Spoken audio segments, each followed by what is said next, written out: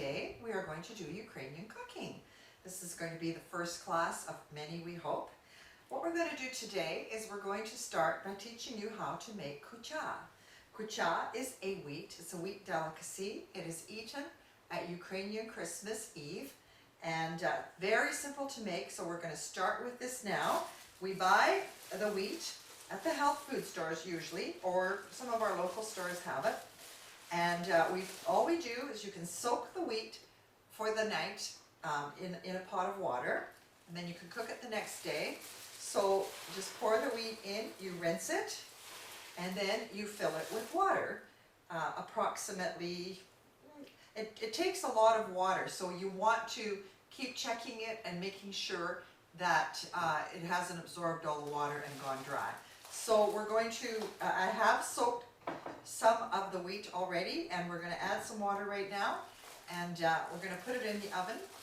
Later on we're going to put honey in it, and we're going to put poppy seed in it, and it is a delicacy.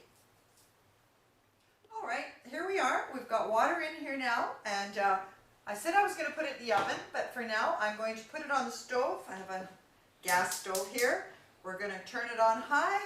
We're going to put the lid on and watch it doesn't boil over. And we're just going to let it boil, and then we're going to turn it down somewhere, and then I will put it in the oven. And I just want to tell you a trick. If you don't want stuff to boil over and you put a wooden spoon, apparently it doesn't boil over. I've been doing that now for, the last half a year or so, and I find it works really well. So you learn a lot of things on the internet these days. So you can also do that. We won't do that now, but you can do that. Okay, so now we're going to start preparing our borscht. So today we're going to use spare ribs for our borscht, and it's great because you can cut the spare ribs up, boil them in the boiling water, and then you've got them for a meal later on with your borscht. So we're putting the spare ribs in the water. You can use neck bones, you can use oxtail, you can use beef bones, you can use almost anything. So what we're going to do, and I use sea salt, we're going to put some sea salt in with your meat, and we're going to bring that to a boil. While it's boiling, we're going to prepare beets, which is the main ingredients. We're going to put in potatoes, we're going to use cabbage, tomatoes, and we're going to use whatever basically is in the fridge or in the garden. Borscht is basically a soup that is made when you take your ingredients from the garden in the fall time. And so there are certain ingredients that need to be there, onions, beets, but it's basically a vegetable soup with a beet base. So we're going to now prepare the beets, potatoes, etc. while this is boiling. Okay, so now we're moving along, progressing quite nicely. We're going to make 3 dishes today, actually 4, because we're also going to make ribs. And ribs you can make in many different ways. So we have the ribs boiling here, as I showed you. I put the ribs in the water. We have the kutya cooking nicely here, and I'm going to put it into the oven right away, simply because there's not going to be a lot of room as we're making the 3 dishes for this one meal. So it's boiling nicely. And the 3rd dish we're going to make is sauerkraut and potato dish. It is my favorite dish. They're asking me what's it called. It's sauerkraut and potato dish. I really don't think there's another name for it. We ate a lot of sauerkraut when we were kids. My mom used to joke and say that I grew up eating sauerkraut before I ate anything else. Straight from the bottle to sauerkraut, or maybe sauerkraut when there was no milk, I don't know, but anyways, we ate a lot of sauerkraut. So we're going to boil the potatoes, we're going to prepare the sauerkraut, and here I have the vegetables for the borscht. So we're going to give you all the recipes, so don't feel confused. You can always go back and rewatch and rewatch. That's the wonderful thing about technology today. So I'm going to again add a little bit more sea salt, and we are going to bring that to a boil. Okay, so now I am peeling my beets. Now beets can be peeled. For the borscht, I basically peel them raw, You can also use beets for salad.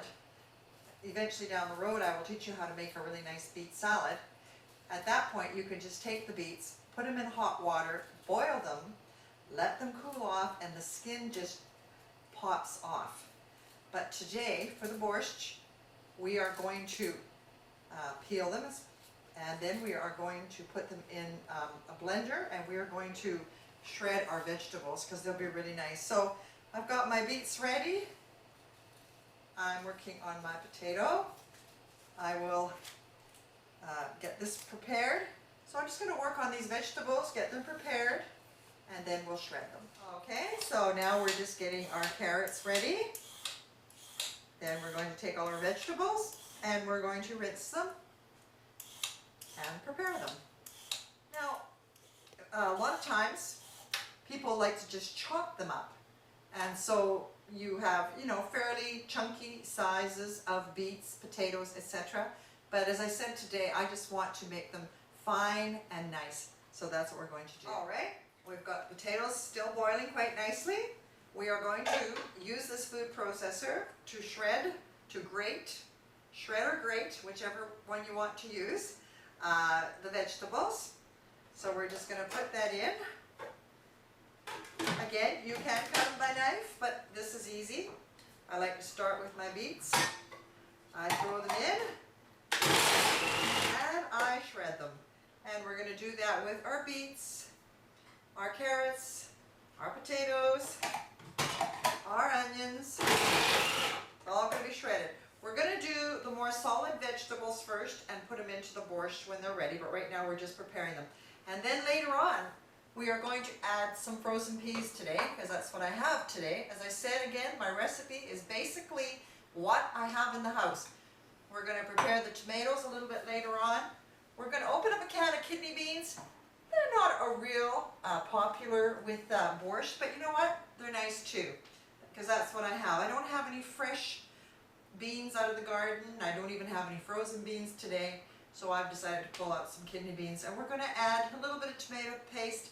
We're going to put dill in, which is very important, and I'm even going to add a little bit of cilantro. Cilantro is not a common vegetable for a spice for your borscht, but I've started eating cilantro. I really like it, and so I'm going to add a little bit of cilantro. So we're just going to continue chopping up the vegetables.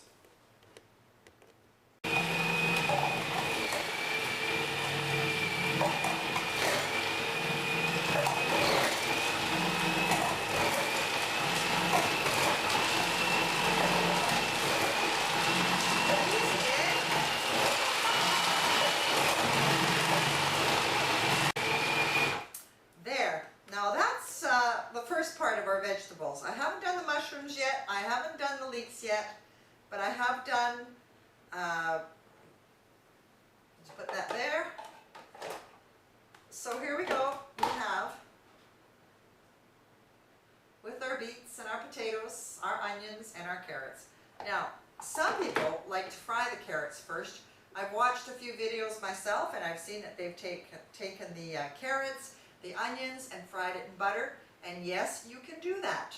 You can do almost anything. But I'm just going to do it the way I was taught to do, and that is chop it up and put it in the pot and boil it. All right, so we're just progressing along. We have chopped, shredded up the bigger vegetables.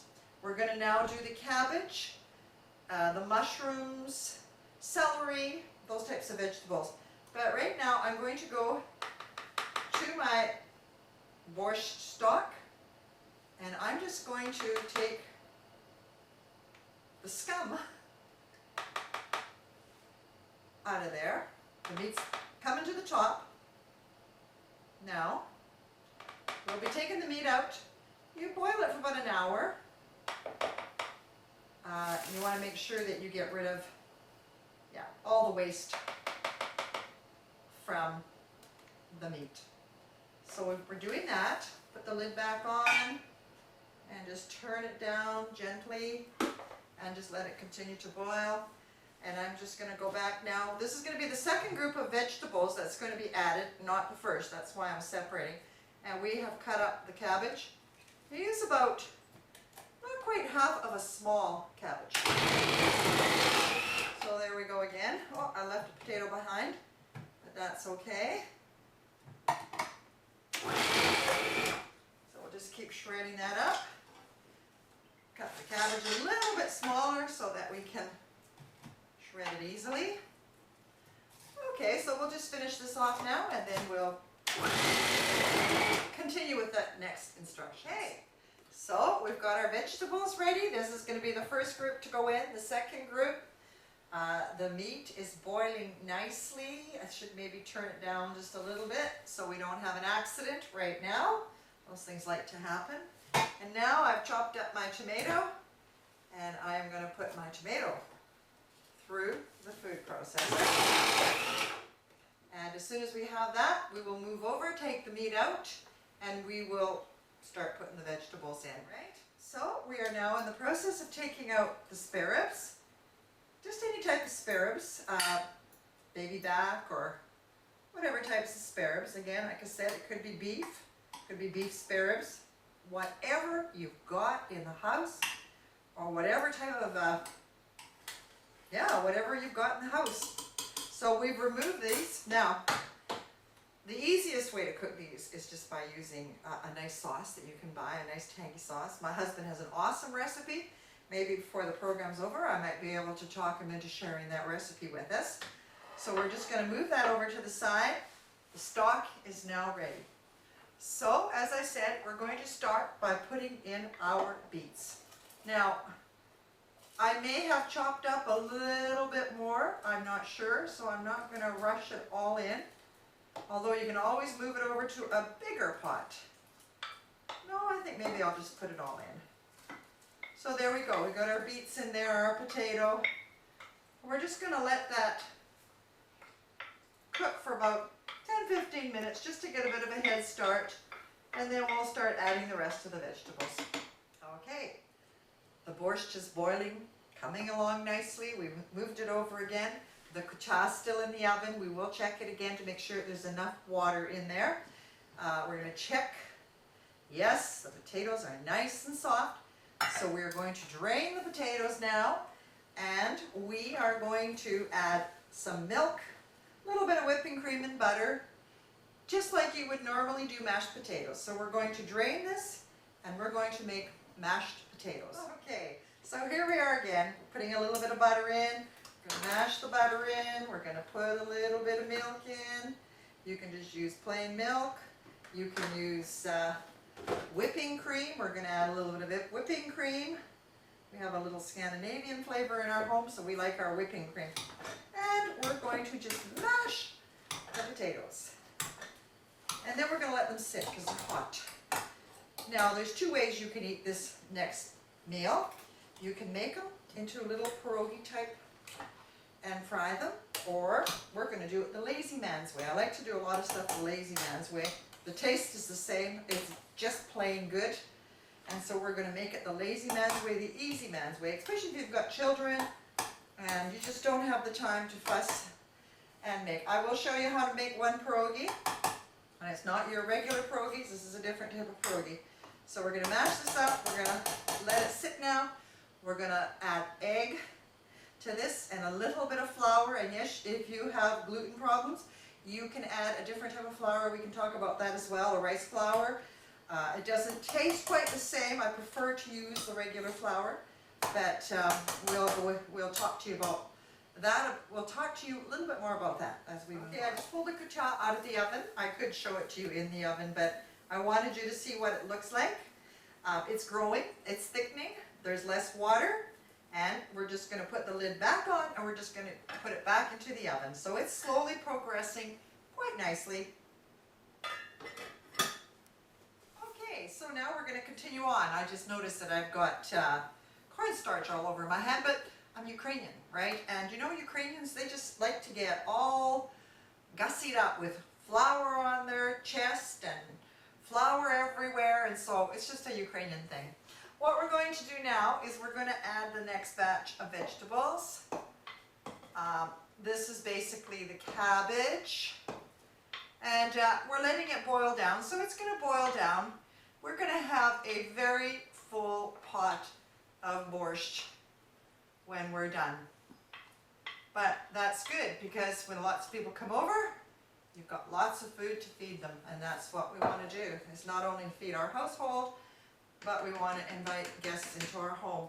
That's a really important thing to do. So this is going to continue on. We're going to prepare our ribs now to put them into the oven. So I've taken about 1/4 cup or a bit more of brown sugar. I am going to add tomato paste, can of tomato paste. Probably won't use the whole thing. I'll just put the other aside for the borscht because I'm going to use that in the borscht. We were going to use Worcester sauce, but I think maybe we'll pass on that today. Again, I'm saying we're just kind of throwing our own creation in. We're going to put in about 1/4 cup of vinegar. And my husband suggests, because he's the one that usually makes this, that we put in a little bit of cornstarch. So I'm just going to get another spoon here. Wasn't quite prepared there. This is very casual dining. Casual fun dining. That's what we want. We don't want to get all stressed. We don't want to have to make everything perfect because then you take all the fun out of the dining. So we're just mixing this up now. Brown sugar, vinegar, and I found this in my fridge. I got it for Christmas. Cranberry and onion. So we're going to add a little bit of that as well. You can put jams and things like that into your sauces. That'll give it a bit of an onion taste. We'll put a little bit of garlic in. Yeah, I suppose we can put a fair amount in. Every Ukrainian likes garlic. And now we're just going to put it on our meat. And we're going to throw our meat in the oven, and we're going to trust that myself and my camera lady, we're going to have a nice meal later on. You may have a brush. You can brush it on, or you can just put it on with the spoon, the old Ukrainian way, like I do it.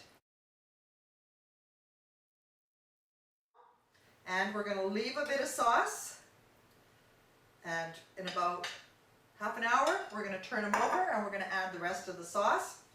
So that's our own creation there. You can follow, we'll put the recipe again on for you. And, or just get yourself a bottle of hickory smoked barbecue sauce. That works too.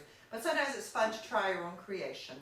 So now we're just going to, we've got our borscht again continuing on. It's almost boiling away. We've added the vegetables. We're going to let it boil a bit more. Now we've got a few more ingredients to add, and now we're going to prepare for our sauerkraut potato. All right, as we move along, I told you that I add whatever I find.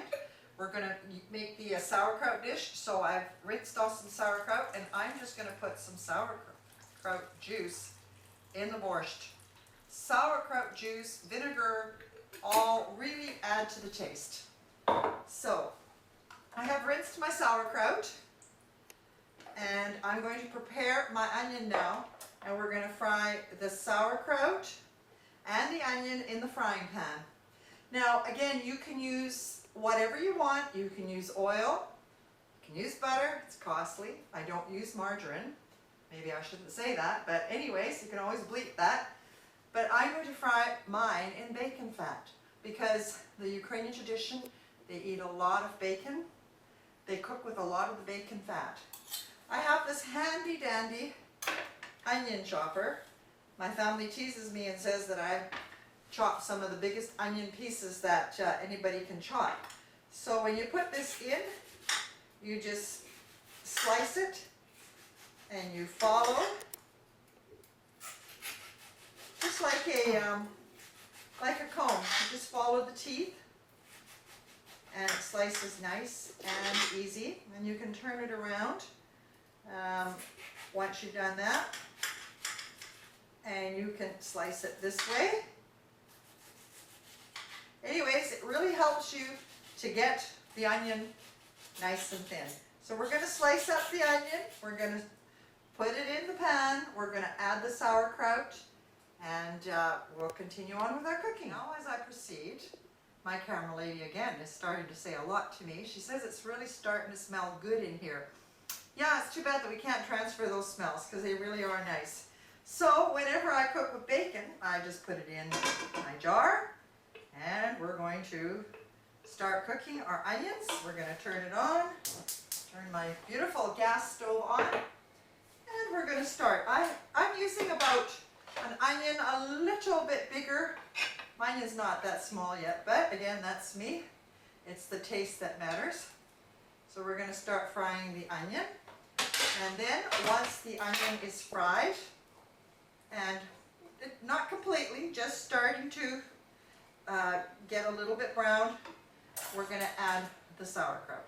So we'll work on that for now, and then we'll come back and add the rest of the vegetables to the borscht. Okay, so here I am. Look at the onions. They're really, really nice and brown, tender. And now I have rinsed my sauerkraut, and I am just going to add it. And we're just going to let it continue to slowly cook until it's nice and brown. If you want to add a little bit more oil or bacon fat, whatever, you just keep an eye on it. You don't want it to get too dry. We're going to add a little bit of salt and pepper. Not a lot, hardly, but probably a little bit more pepper. And then we're just going to keep an eye on it. And once this is done, we're going to prepare our potato, and it's done. It's ready to go into the oven, so it really doesn't take a long time. I'm going to turn this to about medium heat. Be careful, don't turn your heat up too high because you can burn it. And if you keep it too low, of course, it can take you forever to cook it. But a nice medium heat, just keep an eye on it. So we'll keep this going here. Now look at our borscht. Isn't it looking good? It's just rolling along nicely. Rolling, rolling. So we're going to add our tomato at this point. It's sitting here, just waiting to be added. And we're really getting close to the top, but hey, we want to show it off, don't we? So, but again, it's going to boil away. So we're going to add the tomato, and then we have a few more things to add. And we'll just let it continue to boil. And we've got our meat in the oven now, and the potatoes are probably going to be done at a perfect time with the meat, because the meat needs a bit of time. Okay, right. Well, here we are. The sauerkraut's coming along nicely, as you can see. Now we're going to prepare the potato. We're going to add 1 egg. You don't want to add too much eggs. Might be able to add 2 here. I'm not quite sure. I'll take a look. You definitely don't want to add a lot of flour. You just want enough flour to help it stick together. So a tablespoon or 2, not a lot. And we're just going to mix that up, and then we're going to layer it into our pan. It'll go on the bottom, then the sauerkraut will go on top, and then we will bake it. Okay, I'm mixing this together really well. I did add 1 more egg. Again, we will give you recipes. We'll give you my recipe, and we'll give you other recipes if you want that have been test proven. So what we're going to do now is we're going to take our little pan here, and we're going to scoop the potato. This is great for leftover potatoes, especially at Christmas time when you have a lot of people coming over and they don't eat all your potatoes. This is great. So this is going to be our first layer. Then we're going to add the sauerkraut, but I'm going to let the sauerkraut just cook a little longer before I add the rest of the sauerkraut. And then we're going to put more potato on top, and we're going to pop it in the oven, and it will be ready at the same time. Okay, the sauerkraut's cooking nicely. My camera lady is getting very anxious to eat. So we're going to continue on here. Grab my mitten. We've got the potato on the first. Okay, so here we are. We're just adding the sauerkraut now. The second layer is sauerkraut, and we're going to leave a little bit of sauerkraut because I'm going to show you how to make some pierogies with this as well. Fried pierogies, which are quite nice as well. So there we go. Now we're going to put more potato on top. Move that And this is delicious. If you like sauerkraut, it is delicious. And I can smell our meat in the oven, and our kutya is cooking away quickly here. There we go. Now I'm going to put just a little bit more of bacon fat, just a drop or two, just to give it a little bit of flavor. Again, it doesn't have to be bacon fat, but there's just something about bacon and sauerkraut and that type of a... Okay, now we're going to put that into the oven, and we're going to have a cup of tea and take a break, and we'll be done. In the oven.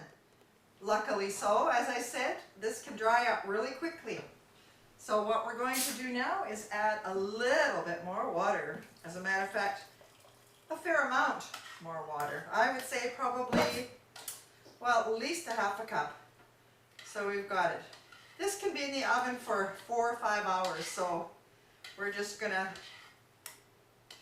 put it back in the oven in a minute. Now the meat is doing really well. As a matter of fact, even there, we needed to get it out quite quickly. We're gonna turn it around. Looking good, looking good. And we're just gonna cover the other side now. And then we're gonna put the kutya and the meat and the potato back in the oven at 300 for about 20 minutes. And then my wonderful camera lady and I are going to have a cup of tea. So Stevie, did you want to come and join me while we prepare this and have a cup of tea? Just going to use the spoon here.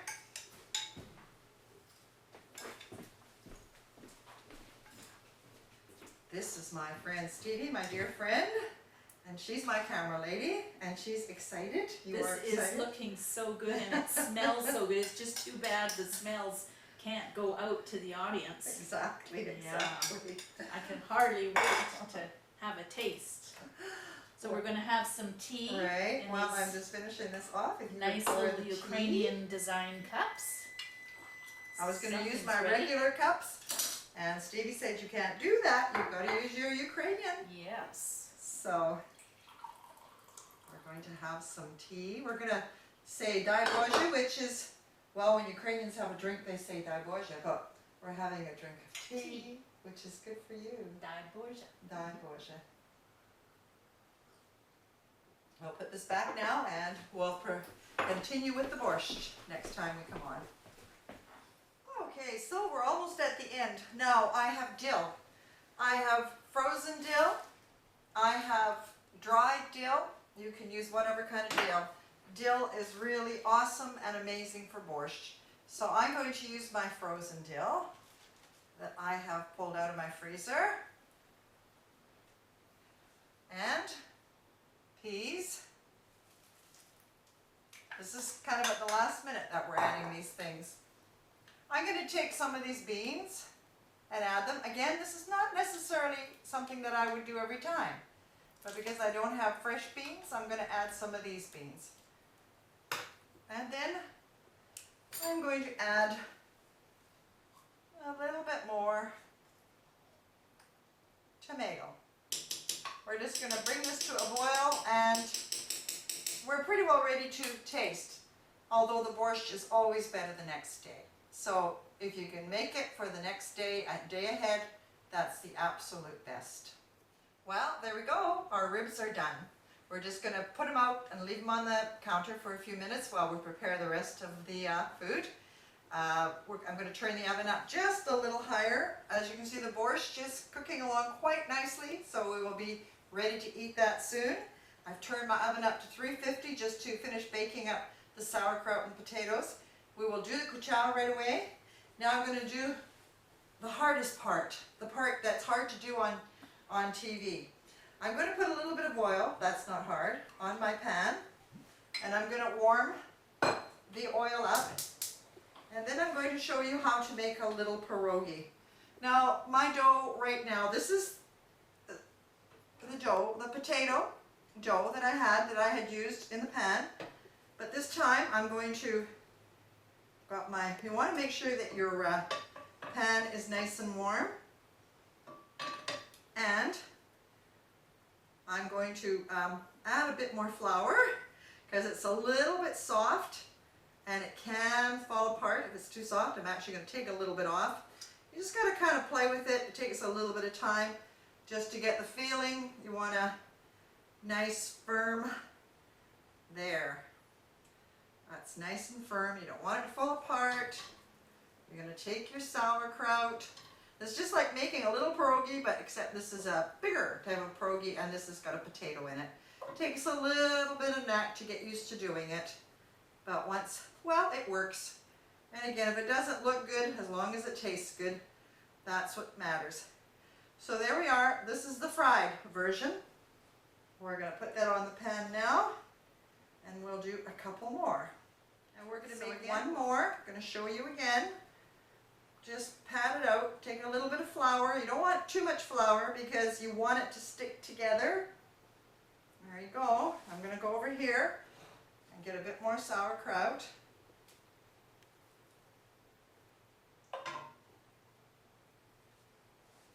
And we're going to close it up. That's my oven telling me that it's up to 350 again, Fahrenheit. There we are. We've got our second pierogi. Got my husband in the house, so we better make 3 because they often feel left out if they don't get to participate. So, there we go. This is number 3. And as you can see, the borscht, if the camera's on it, is just the boiling away. Takes about 2 to 3 hours for the borscht.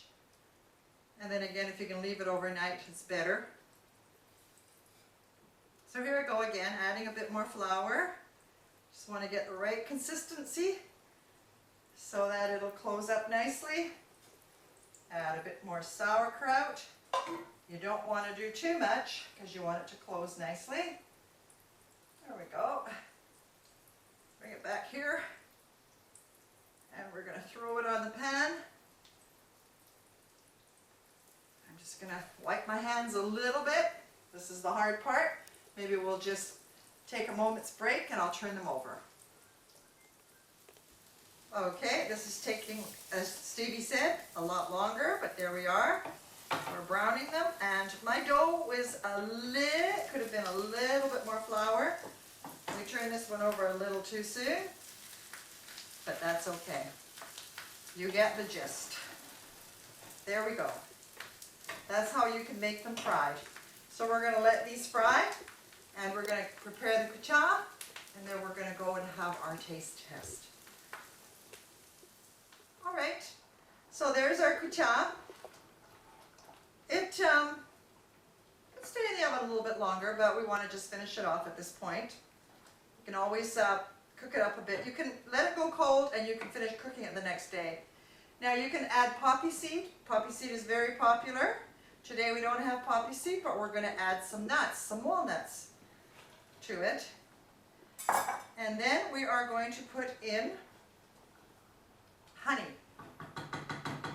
You need your honey. Probably about this much. Honey to taste. You use a fair amount to taste.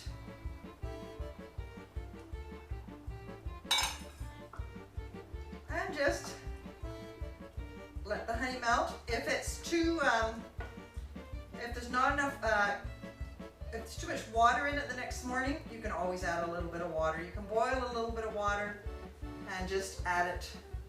You can add more honey to taste if you like it, but basically this is what you're getting.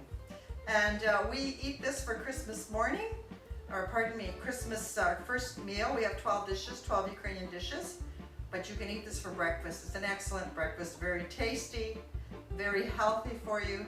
And so when it's not Ukrainian Christmas, which is January the 7th, I make it for my breakfast. So we'll have that for breakfast. We'll try a little tonight. So we're going to prepare our table now, and we'll show you what we've done. Okay, here we are. We have our presentation. We have the 2 sauerkraut and potato that are fried. And we also have the lazy dish, which I call it, and that's in the pan. We have our ribs. I also put beet salad on the table that I made a few days earlier, and we will be teaching you how to make that. We also have our borscht. We have sour cream that you can eat with borscht, and we also have whipping cream that you can eat with borscht. It depends on your flavor. And we also have our kutya. So we're going to sit down and have a little bite. Oh, I'm looking forward to this. I've had to watch all afternoon here as we cooked. Watch As Mary and- cooked away. Watch and smell. Ooh, So we so just good. ask blessings upon this food. We are so grateful that we are living in such a wonderful country, and that we're so blessed, and that we have a Lord that loves us and looks after us. So now remember, Stevie, you have to smile whether you like it or not. Oh, I'm sure I'm going to. The borscht should be much better if it was